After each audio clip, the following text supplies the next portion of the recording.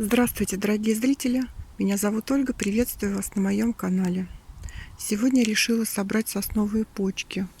Я, конечно, с этим делом сильно затянула, опоздала, потому что почки уже отцвели, и кое-где даже уже завязались вот такие маленькие шишки, такие малипусечки. Собирать почки нужно, когда они еще не распустились, не зацвели. Но я решила все равно собрать в таком виде. Хочу попробовать настой из почек в качестве средства отхаркивающего и противовоспалительного. Меня преследует сухой кашель. Я хочу попробовать избавиться от него при помощи такого средства. Напишите в комментариях, а вы когда-нибудь использовали сосновые почки при простуде? Как они на вас подействовали? Я использую такие тканевые перчатки, потому что без перчаток пачкаются руки, и потом очень сложно отмывается смола сосновая. А в резиновых перчатках тоже неудобно. Они склеиваться начинают от смолы. В тканевых лучше.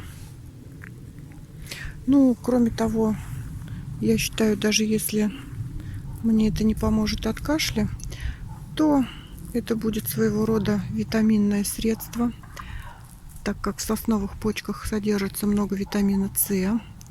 Понятное дело, что он быстро разлагается при нагревании, но я буду делать не отвар, а настой.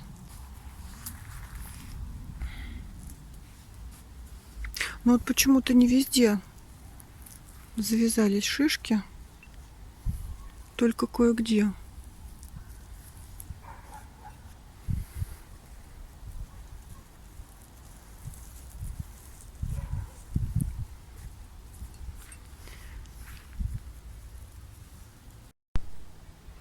И вот, друзья, смотрите, на южной стороне